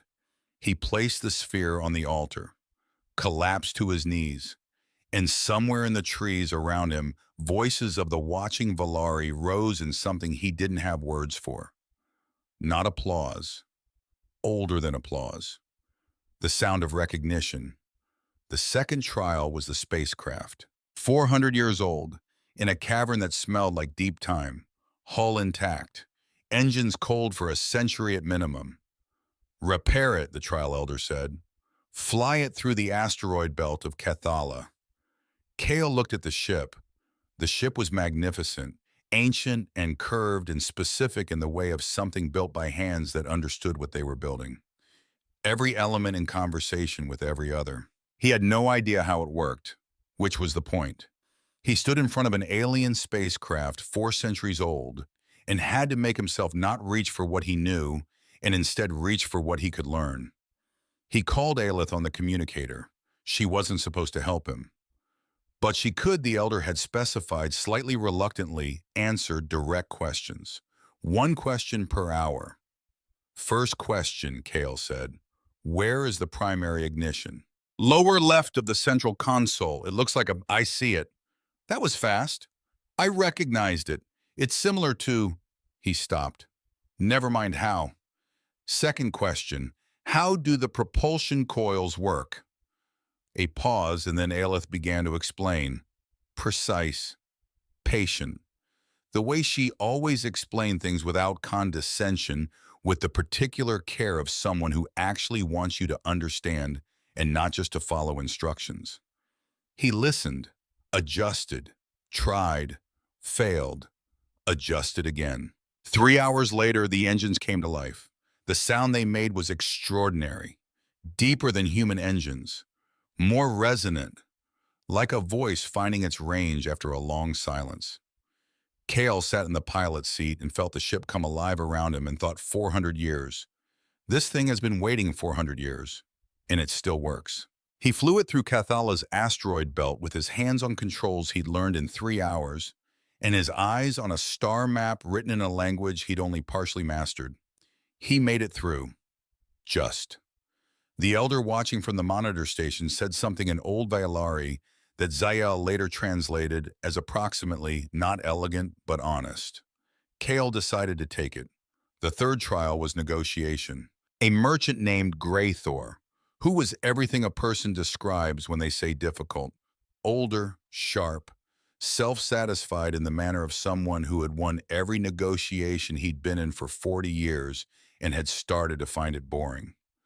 So, Graythor said, looking at Kale the way you look at something that has not yet proven itself worth your time. The human. Kale Doran, Kale said. You want something and I want something, and we're here to find out if those things are compatible. What I want, Graythor said, is to be convinced that doing business with your species is worth the complexity. What I want, Kale said, is a trade agreement that gives Vailari medicinal technology access to markets your current partners won't take you to. Graythor's scales shifted. Slightly. You've done your research. I've been here long enough to pay attention. What followed was 2 hours of back and forth that made the asteroid belt look relaxing. Graythor was good. He was the kind of negotiator who disguises a trap as a concession and a concession as a trap and makes you feel like the smartest person in the room right up until the moment you realize you're not. Kale lost ground twice. Significantly. He didn't try to hide it. You're right, he said, after the second time. That was a bad offer. I was trying to close something that isn't ready to close. He looked at Graythor. Here's what I actually have, and here's what I actually need, and I'm not going to dress either of those up. Graythor went still. You're admitting weakness, the merchant said. I'm admitting reality, Kale said, which is faster. A long silence. In 40 years, Graythor said slowly, no one has ever in this room simply told me the truth and stopped. I'm not most negotiators. No, Graythor said. You are not. The longest pause. Let us discuss the medicinal technology. The fourth trial was the combat arena, and it started wrong. He felt it before he stepped onto the arena floor. The slight drag in his muscles. The way his vision was taking a fraction of a second longer to process things than it should. Not dramatic, not sudden, subtle. The kind of wrong that you second guess because it could be exhaustion. It's not exhaustion, said the part of his brain that had been a medic long enough to know the difference. Something was in his system, biological, moving slow and targeted and specific. His opponent, a Vailari warrior, senior patient, was already advancing. Okay, he thought, this is fine. You fought impaired before. You can... He couldn't finish that thought because the first strike came, and he moved wrong and almost went down.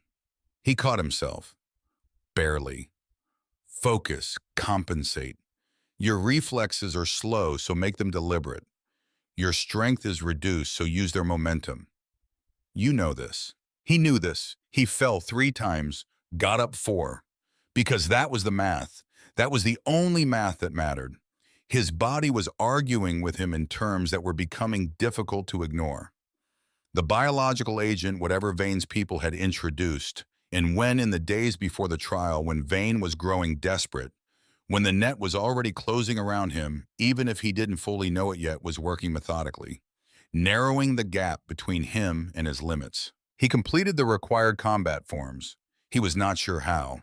He walked off the arena floor and Aelith was there, not supposed to be there, absolutely there anyway, and caught him before he fully understood he was falling. Medical team, she said, sharp, pure directed authority. I'm, don't, she said. He didn't. He was sick for 2 days. The Veilari medical team worked on him alongside the UEF medical officer Harrow had on staff. A combination of treatments that had never been tried together before because they had never needed to be. They worked. On the second day, Zale came in with a sample analysis and a face that had stopped being his usual enthusiastic self and gone very careful and very still. The agent, Zale said, I've been running the compound signature. A pause. It's UEF synthesis. Specifically, and I want to be careful about this, I want to be accurate. It matches a compound developed 18 months ago in a UEF biomedical research division. Kale looked at the analysis on the tablet.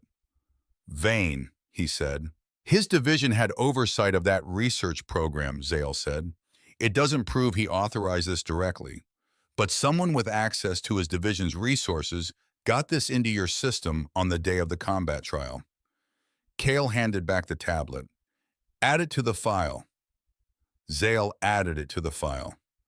Hera, when she was told, said one word. Enough, she said, and began making the calls that would quietly, precisely, irreversibly begin to close around Director Vane, like a net he had realized too late was already there.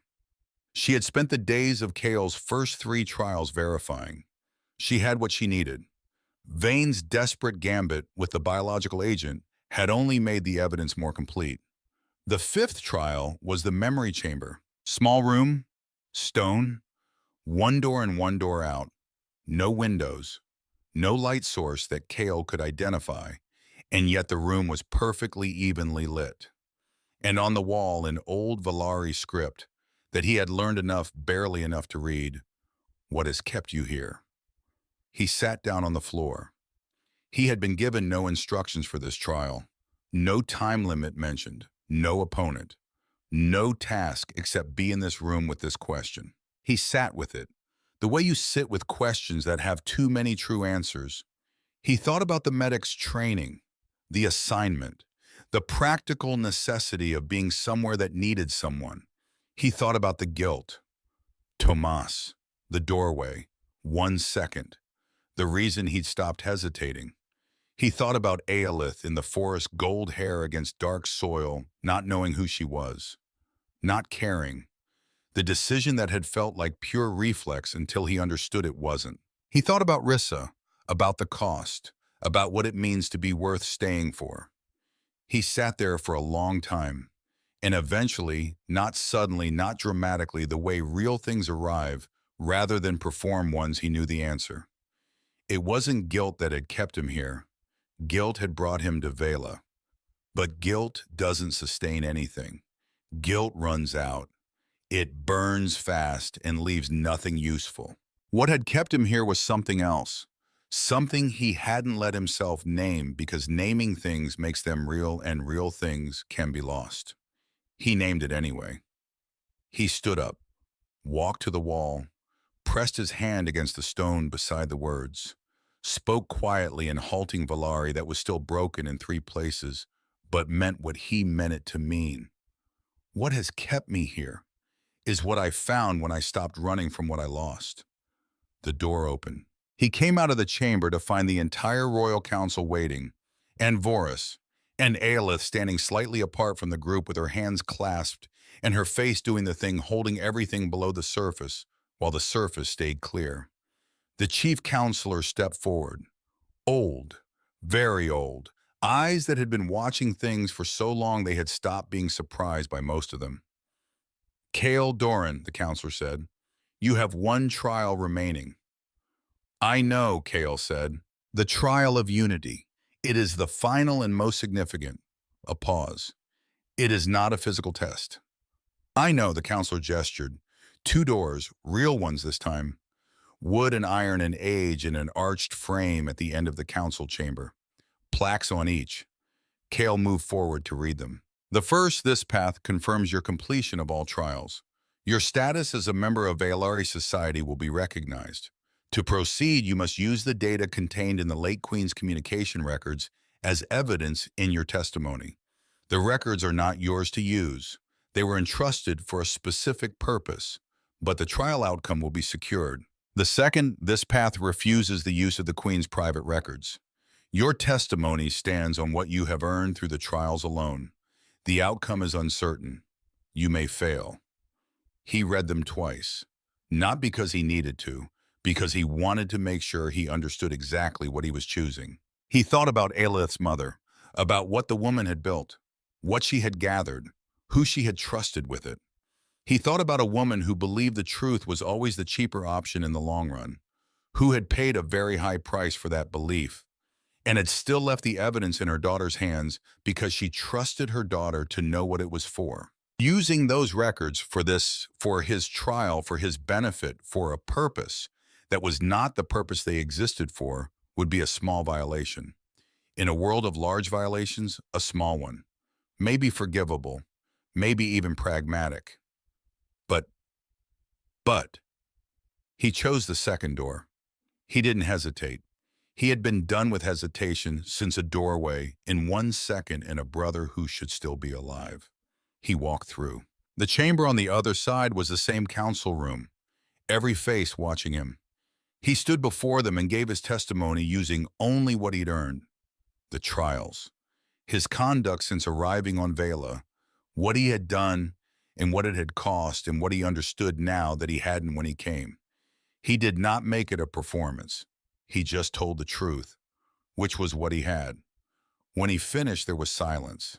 Then Vorus stood, not the counselor, not the chief official, Vorus himself, the king, who had remained still and formal through everything and who now stood with an expression that Kale had not seen on his face before. The second door, Vorus said. No one has chosen it in recorded history. It was the right door, Kale said. Why? Because the records aren't mine. Because the purpose they exist for is more important than my trial. Because, he paused, found the exact words. Because I want to be part of this society. And this is how you build something worth being part of. One right choice at a time, even when the wrong choice is easier. The silence stretched. Then the chief counselor spoke with the tone of someone delivering a verdict they have reached with genuine conviction. Kale Doran, you have completed the trials. You are recognized. And then, because there was no pause in the universe for this, because nothing dramatic ever arrives alone, every alert in the chamber activated simultaneously.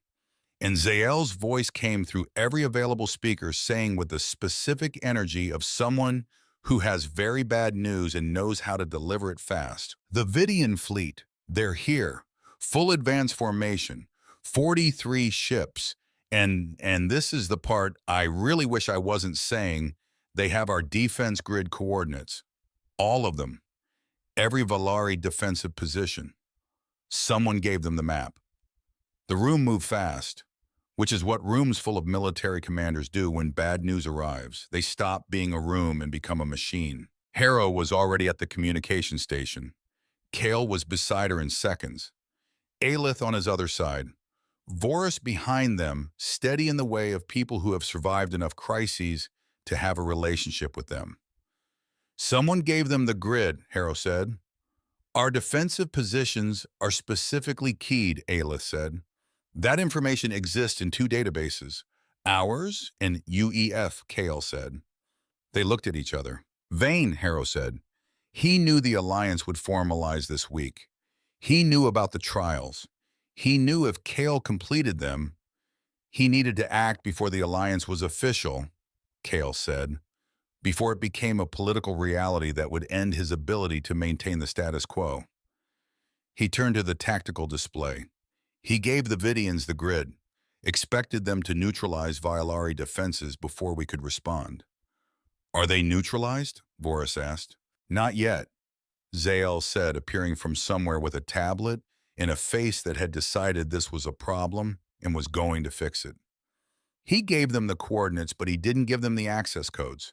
The defenses are still active, but they know exactly where everything is, which means they can target specifically and efficiently. And how long before they're in weapons range, Kale said. 40 minutes. Can we scramble fighters? Already happening, Ayla said, but we're outnumbered significantly. The prototype fighter, the integrated one. She looked at her father, then at Kale. Voris looked at Kale. Kale looked at the tactical display.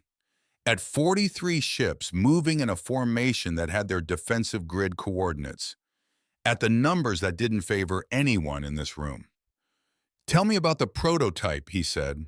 The prototype fighter was the result of 18 months of Zael being given a problem and no limits. Human propulsion concepts integrated with Valari hull design. Control interface that adjusted to either physiology. Weapon systems that combined the precision of UEF targeting with the Valari energy redirection capability. In theory. In practice, it had never been tested in actual combat because actual combat had not previously been on the schedule. It's ready, Zael said, with the confidence of a man who has built a thing and is slightly terrified to watch it fly. Technically ready, the simulations are all Zael, Kale said. Yes. Is it ready? A pause. Yes, Zael said, more quietly. Yes, it is. Kale looked at Aelith. She was already looking at him. You're going to tell me you're coming, he said. I'm your co-pilot, she said. The interface is designed for two. I know the Valari systems. You know the UEF targeting protocols. Neither of us can fly it properly alone. And you're going to... Yes, she said. I haven't finished. Yes, she said, again. Whatever you were going to say, yes, I'm coming. He looked at her for a moment. Her expression was clear and resolved in the way of someone who knows exactly what she's walking into and has chosen to walk in anyway. Okay, he said. You're right. I can't do it alone. He almost smiled. And you know it. She did. She absolutely did. And she had the grace not to gloat about it. They launched into a sky that was full. The Vidian fleet came through the outer sensor range like a weather system, dark and organized and enormous. Spiked hulls that caught the Vela sunlight and held none of it dull, absorbing built for function rather than anything else. The prototype handled like something that knew what it wanted to do. Kale felt it in the controls, the responsiveness, the way it anticipated rather than reacted. Zael, whatever his eccentricities, was genuinely extraordinary at his work. Aelith handled weapons and shields with the focus of someone who has spent her whole life in one building and knows every room. Her hands on the Valari systems moved with a surety that Kale found in the 30 seconds he let himself notice anything other than the battle extraordinary. Formation gap, she said. Their left flank. He'd seen it. 30-second window cycling. I see it. If we go through... I know. Their flagship. I know, he said. I know what's in their flagship. Zael's device. He looked at the cycling window, at the math, at the specific geometry of 30 seconds and 43 ships, and one prototype and the thing that needed to happen. Opening a channel to Harrow. Harrow's voice came through immediately. Admiral, Kale said, we've identified a gap in the Vidian formation. 30-second cycle. We can get through to the flagship. If we can board the ancestral device, Harrow said. It's designed to interface with alien systems. Zael's been modifying it for 6 weeks. If it works, if. The simulations all confirm. Permission granted, Harrow said. Strike team is being assembled. You have 4 minutes. 4 minutes. Right.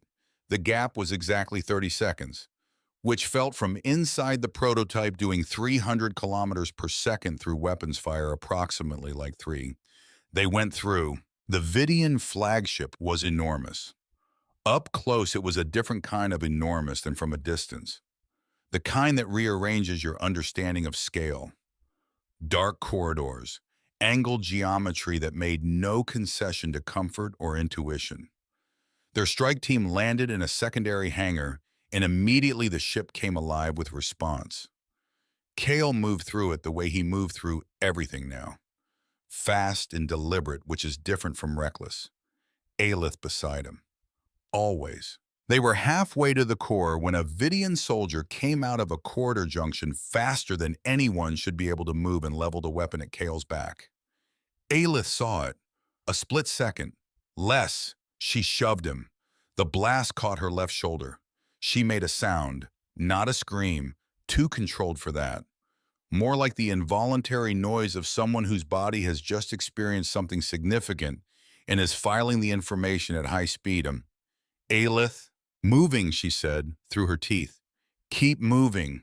You're Kale. Her eyes found his, fierce and clear and absolutely present. Core. Now. We can discuss my shoulder afterward. He looked at her shoulder, applied a rapid seal patch with his left hand, while his right kept the weapon up. 20-second field dressing. Not good enough. Good enough for now. If you tell me you're fine, he said. I wasn't going to, she said. They kept moving. The core was exactly what the schematics had said it would be, and completely different from what the schematics had said it would be. The way real things are always different from their technical representation. More alive, more complex, pulsing with the specific energy of a system that has been running for decades without interruption. Zael's device, ancient Valari technology in a new housing. The original star chart components rewired for a purpose no one had considered when they were first built. Hummed when Kale brought it close to the core interface. Like recognition. Like something from very far away and very long ago looking up and seeing something it remembered. Aelith, her left arm immobilized against her body, worked the right side interface with singular focus. Translating, bridging. Two systems millennia apart designed by species that had never met, finding the points where they were the same underneath the differences. It's connecting, she said. How long? 90 seconds. 90 seconds of their strike team holding a corridor against a ship's worth of response. He counted, because that's what you do. At 60 seconds, Zael's voice came through the comm. Bright. Incandescently bright in the way he had when something was working exactly as he'd theorized. Kale, the energy wave. It's propagating through their network, ship to ship. They share a linked system. I hypothesized the formation pattern suggested a unified command architecture, and the overload is traveling. Zael. Yes. Is it working? A pause that was approximately 3 years long. Yes, Zael said. It's working. They flew back through a different sky, the Vidian fleet going dark around them. Ship by ship, the weapons powering down, the formation dissolving without the command architecture that had held it in shape. 43 ships, going quiet. Harrow's voice on the comm saying with a restraint that contained something very large inside it. They're standing down. We're receiving a surrender signal from the Vidian command vessel. The strike team cheering in the secondary hangar. Kale and Aelith in the prototype cockpit. The battle going quiet around them. The veilless sky copper gold in the afternoon light. He looked at her shoulder, at the rapid seal patch that needed to be replaced properly. We need to get you to medical, he said. I know, she said. Your shoulder. I know, Kale. I'm just saying. You're always just saying. But the corner of her mouth moved. You're very consistent. Before medical. Before anything else. Zael's message came through. Not triumphant this time. Careful. The careful voice of someone who has found something and is not sure what to do with it. Kale, Aelith, I need you both to see something. Now, before we dock. The message was on a secured channel. Zael had been running the communication intercepts from the Vidian command vessel in real time, looking for anything that could inform the surrender negotiation. And he had found something that was not about the Vidians at all. A communication thread. originating from UEF intelligence, 8 months old. The specific exchange that had given the Vidian fleet the Valari defense grid coordinates, with Director Vane's authentication signature on every single message. Not implied, not inferred, signed, explicitly. His codes, his channels, his words. Kale read through it once, twice. Beside him, Aelith read it, her face very still. That absolute controlled stillness that meant she was processing something that required all of her. He looked at what he was holding. This was enough. This was more than enough. Harrow had been asking for verification that didn't come from a Valari intelligence operation. This was verification from a Vidian military database. External, irrefutable. The kind of evidence that moved through courts and committees and professional reviews and came out the other side with someone's career and freedom in ruins. And this evidence also made very clear that the UEF, not just Vane, but the UEF, the organization, the institution, had played a direct role in enabling a military attack on Valari sovereign territory. On the day the alliance was being announced, at the moment when the relationship between two species was either going to become something real or collapse back into the hostility that had cost so many people so much. If this came out now, immediately in the middle of the surrender negotiation, while the alliance framework was still unsigned paper on Vorus's desk, it could fracture everything. Harrow would have to respond, would have to answer for an institution she served. The Valari court, already managing a coup in a ceremony attack, in a fleet engagement in 6 weeks, would have to process the information that their closest potential ally had also been their saboteur. Trust, once broken, as Aelith had said. Kale held the evidence and thought about the clean version. The version where they held this back, secured the surrender, signed the alliance. Let Harrow handle Vane quietly internally through proper channels. The world where everything was done in the right order and no one had to make a bad choice in a difficult moment. He thought about it. He sat with it the way he'd sat in the memory chamber. And he thought about a woman he'd never met who had gathered evidence at the cost of her life, who had believed apparently without reservation that the truth was always the cheaper option in the long run, who had left the evidence in her daughter's hands because she trusted her daughter to know what it was for. He looked at Aelith. She was already looking at him. "Don't," she said quietly. "Don't what?" "Don't do the calculation." Her eyes on his, direct and completely certain. "I know what you're thinking. You're thinking about whether we tell them now or wait until the alliance is signed. It's not a simple Kale." Her hand on his arm, the good one, left shoulder immobilized against her.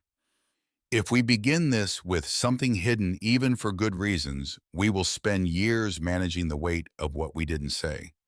And one day the weight will be too much." She looked at him.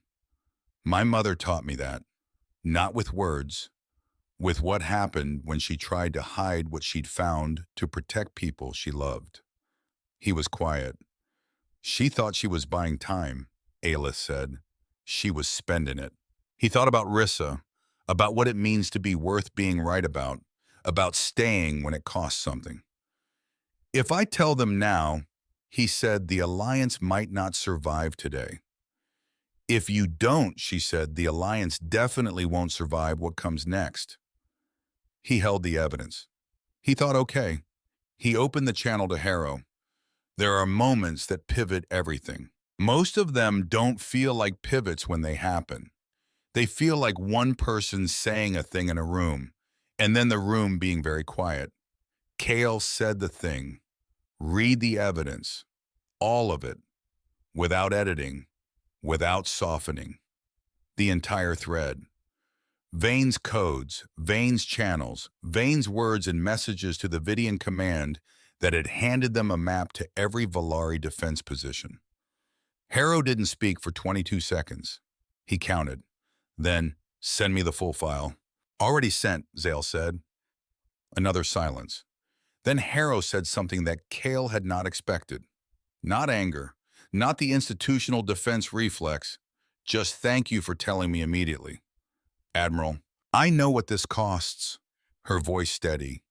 The steadiness of someone who has chosen a long time ago what kind of officer she was going to be and is still being that person in the moments when it's hardest. It costs the same thing that hiding it would cost, except differently. A pause. Begin the formal surrender proceedings. I'll be handling internal matters simultaneously. The internal matters being Director Vane's arrest. Authorized sign transmitted to 3 senior UEF officers aboard the fleet vessels who had been waiting because Harrow had been meticulous always about having the right people in the right positions for exactly this. Vane was in his command room when they came for him. Cale wasn't there, but Harrow sent him the report afterward, and he read it once. 3 officers. All people Vane had appointed himself years ago, back when loyalty felt like an asset he could bank. They handed him the file. He read it. He understood from the first page Harrow's report noted before he'd gotten halfway through that there was no argument to make.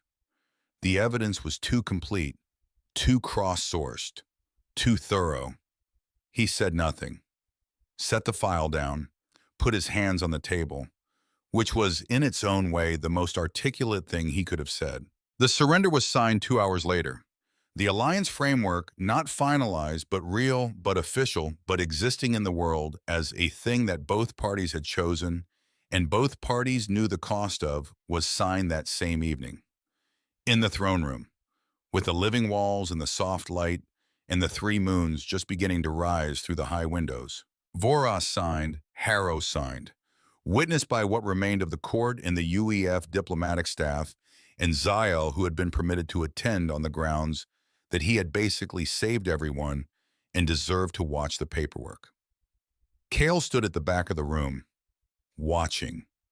It occurred to him, standing there, that 6 weeks ago he had been eating gray ration paste in the back of a carrier, arguing with himself about whether it was supposed to taste that way. Life moved fast when you let it.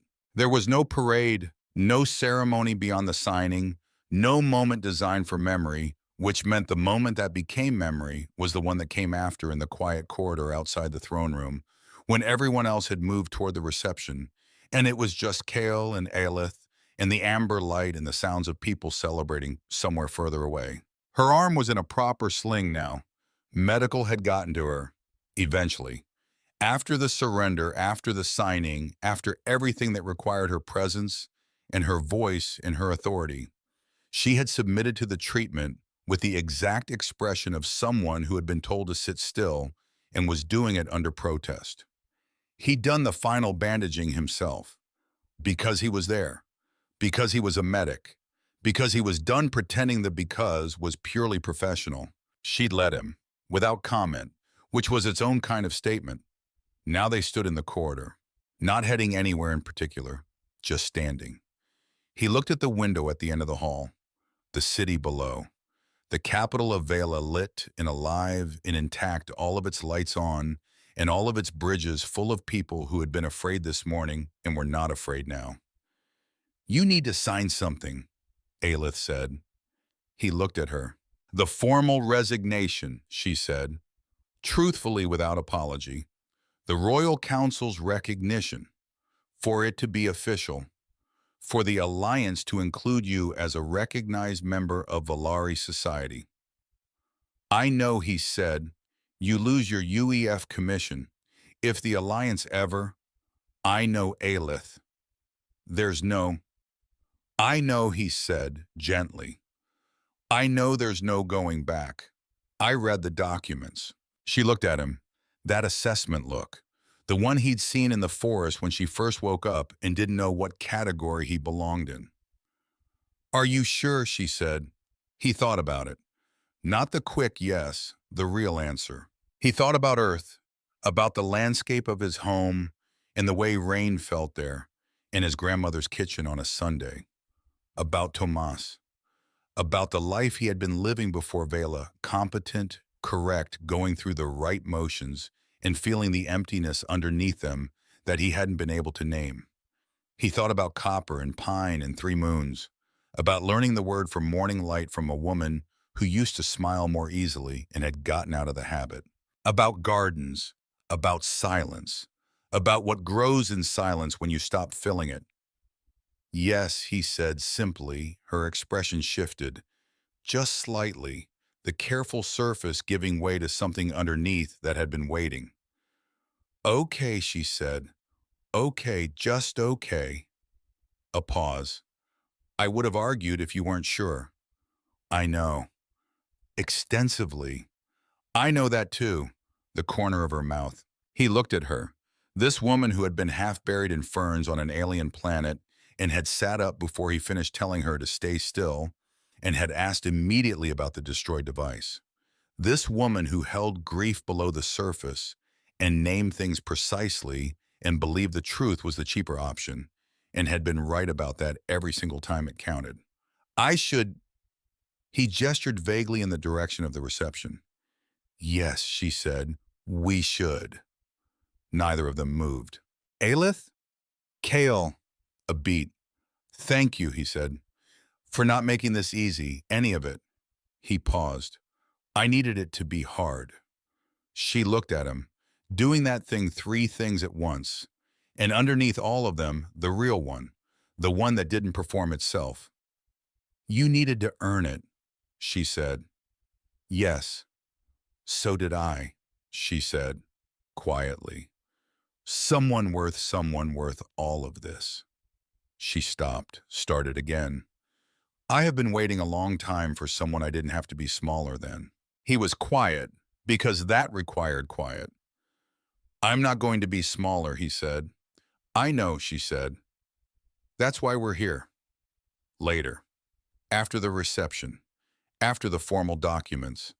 After the handshakes and the toasts, and Zale's completely overwhelming enthusiasm about the alliance's implications for cross-species engineering collaboration, which somehow went on for 45 minutes. After all of that, they sat on the steps outside the palace, the wide ceremonial steps that led down to the garden, the night air cool around them, the three moons all up, all full, washing everything in silver. Kale was rebandaging her shoulder properly. Because the field patch and the medical bay's first pass had both been rushed, and he was a medic and he was going to do it right. She sat still, unusual for her, but she had been on her feet for 22 hours and her shoulder hurt, and there is a point even for people of great dignity and self-possession where sitting still and letting someone take care of you becomes the easiest thing. He worked without speaking, the way he'd worked in the forest, 6 weeks ago, on a person he didn't know, for no reason except that she was there and he could. Do you regret it? She asked quietly. He looked up. She was looking at the garden, not at him, the way she sometimes said the things that mattered sideways at a slight angle, as if giving them permission to land gently rather than all at once. He thought about the question, not the reflexive no, the real answer. He thought about everything that answer contained. Ask me again in 10 years, he said. She turned to look at him. He met her eyes. Not because I'm uncertain, he said, because the real answer is going to take time to fully know, and I want to give you the real answer.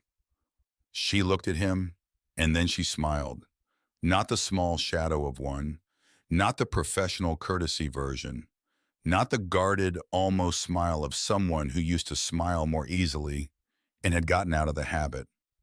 The real one, unreserved, unguarded.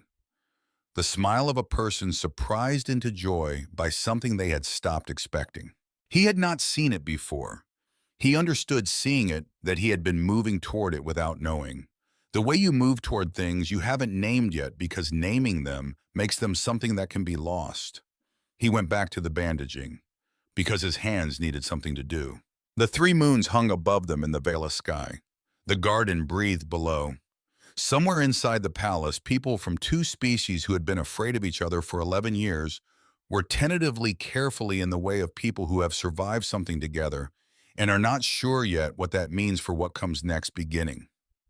He thought working quietly in the moonlight with the palace behind them and the garden below, and Aelith sitting still for once without argument. There is a version of this story where Kale Duran walks away, where he sees the body in the ferns, where he does the math. That version exists somewhere. This one doesn't. In this one, a medic from Earth kneels in alien ferns and opens his kit.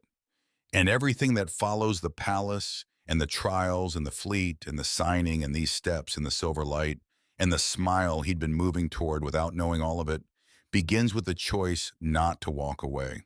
There, he said, finishing the bandaging, tying off the last wrap. Aelith looked at his work, then at him. Thank you, she said. Simple, direct, no performance. He nodded, looked out at the garden, at the flowers and colors he'd spent 6 weeks trying to find names for and hadn't quite yet. He suspected that was going to take longer than 6 weeks. He suspected that was a problem he was going to have a great deal of time to work on. Kale Doran, she said. He looked at her. Her expression was the one he'd come to know as the real one. Not the careful surface, not the royal composure, but the thing underneath that she showed to very few people in very few moments. Ask me again in 10 years, she said. He understood he would.